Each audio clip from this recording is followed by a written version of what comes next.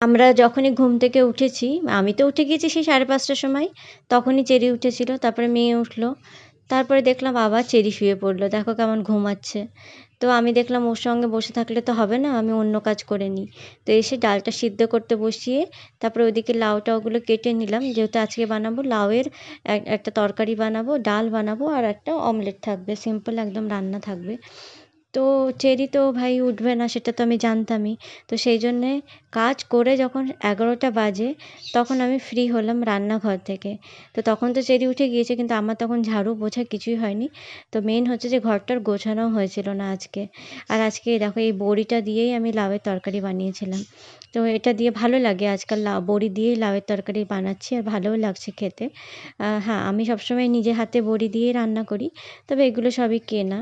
তো যাই হোক না কেন তারপরে রান্নাবান্না করে আমি তো ফ্রি হয়ে গেলাম।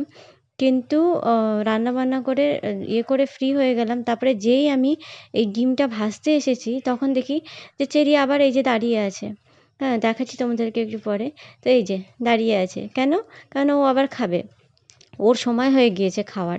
ওর যেহেতু যদিও ওর খাবার পড়ে আছে কিন্তু সেটা ও দেখেনি। কিন্তু ওর সময় হয়ে গেছে।